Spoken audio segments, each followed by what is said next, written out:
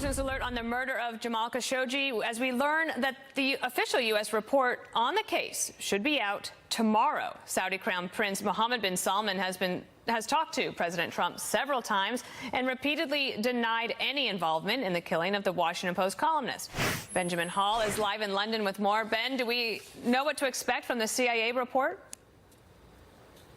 You know, Dana, it's been a few weeks since Gina Haspel went to Turkey to try and get as much information about this as she could. And both the CIA and the intelligence services are keeping the investigation incredibly close to them.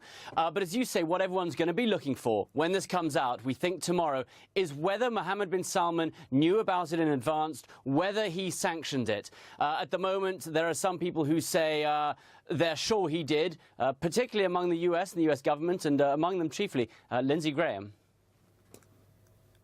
They're an important ally, but when it comes to the Crown Prince, he's irrational, he's unhinged, and I think he's done a lot of damage to the relationship between the United States and Saudi Arabia.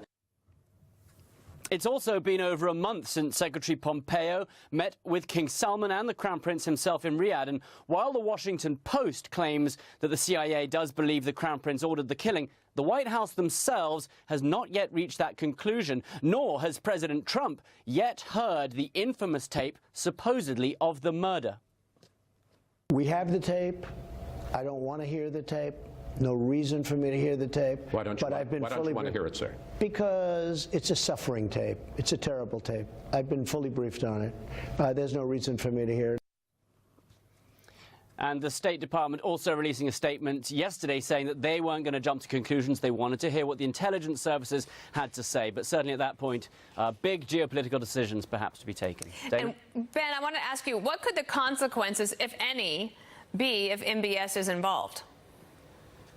You know, we're already seeing a few ramifications at the moment. One of the chief ones, we're seeing some people call for this, a stop to cease the arms sales to Saudi Arabia. And that would be a major, again, geopolitical event. There have already been some other repercussions. 4 days after the U.S. placed sanctions on 17 Saudis in relation to this murder, Germany has just today also banned 18 Saudis from entering into the European zone. So that's what we're seeing. Germany also saying it's going to cease arms sales, even those pre-orders it's had. So we're starting to see some potential ramifications, especially bearing in mind how close Saudi Arabia is to the U.S. when it comes to intelligence sharing, the war on terror, the pushback against Iran. I think tomorrow's going to be a major day for many people in the international community. All right, Dana? well, we'll probably see you again. Benjamin Hall, thank you.